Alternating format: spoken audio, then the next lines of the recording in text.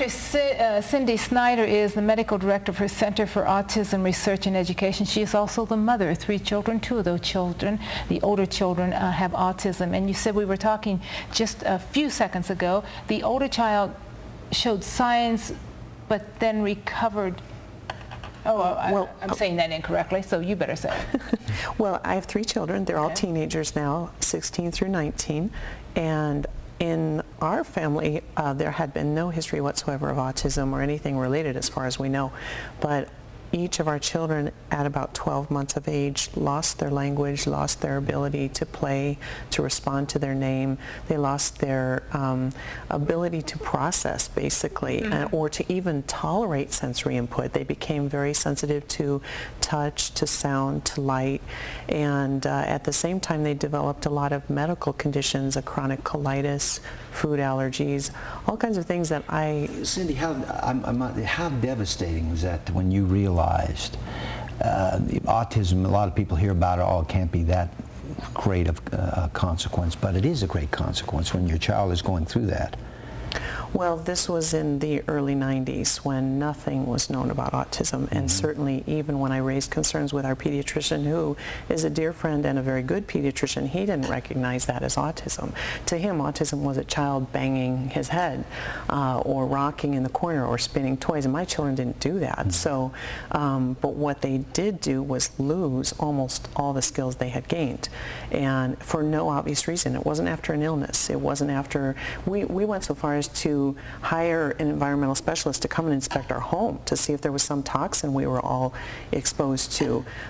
We even crossed our minds it could be the nanny abusing the children when we were at work. I mean, all these bizarre things crossed our mind because nobody even talked about autism back then. It wasn't in our mentality, our thought process. So I think where people do misunderstand or are not educated on, it can happen both ways, as it did with your children, losing their skills after developing some, then they lose. But then there's children who come in with the inability to develop any of the skills. So it can happen. That's exactly right. 2 ways. Whatever the insult is, it can happen, in my opinion, even before birth, or it can happen long after birth. And what do you as a physician feel the insult is?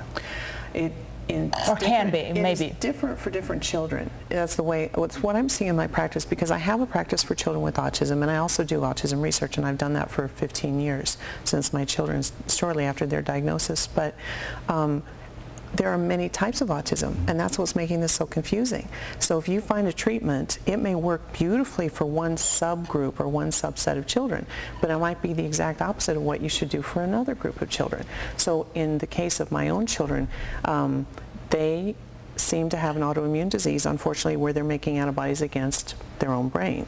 In addition to that, their immune system is so overreactive to everything, they have multiple food allergies and sensitivities, and that is a really common theme among the children that I know with autism and the ones that I've worked with in my research. Yeah, doctor, it's so complex. I guess that's the point I was trying to make earlier. I mean, there's so many different things involved in autism that the average person doesn't realize. Now, you're going to talk about vitamin do's and don'ts with children with autism. Back in the early days, as I said, my children developed chronic colitis, and it was severe.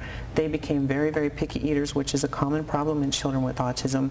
And I knew that it was somehow related, but nobody had any idea how it was related. So my first thought was, well, for whatever reason they're not eating, I have to learn more about nutrition and give them the proper nutrients that they're not eating.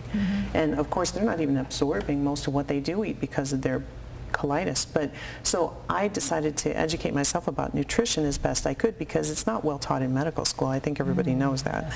But over the years, I've been very, very fortunate to connect with other researchers and physicians around the world who actually study in minute detail how we process folic acid, how we process B12, things like that. And the colleagues that I work with have discovered that there are genetic weaknesses in some children in the ability to use B12 and folic acid that may actually be one of the primary risk factors for autism.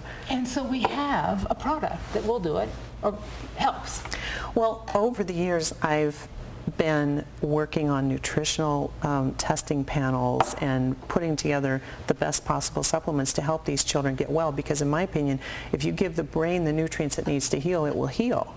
And you know, some people will be luckier than others, just like after a stroke. Some people have full recovery, some people have virtually no recovery. But if you want your best chance at a better outcome and the best possible healing, you have to provide the nutrients that the nervous system needs to heal. How do you pronounce this? Agape. Agape. Okay. Like agape love. Agape. Exactly. Yeah, okay. Exactly. Excellent. And this is a liquid, obviously. It's a liquid because most of the children certainly wouldn't be able to swallow pills, and the absorption is so much better. Better in a liquid, isn't it? Right.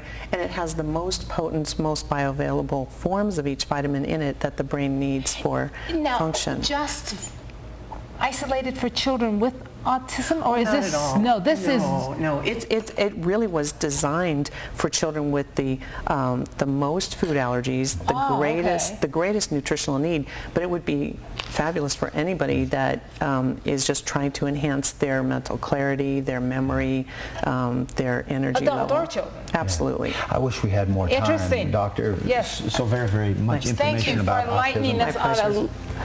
autism facts, myths and facts. Absolutely, and right now, this is the weekend, Tanya. It's time to go out and dine with your favorites. As we said, 50 and baby boomers, maybe you're out on a first date. This might be a good place to take some. A first date, take them to Barry Barb's restaurant, 129.5 Cortez, El Gato Azul, and down the street there is Monk's.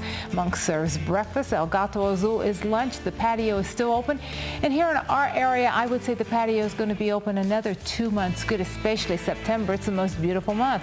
Now, if we talk about El Gato Azul, we talk about lunch in the patio. Monk's is breakfast. 129.5 Cortez, white tablecloths, and a little jazz. Barry Barb has them all.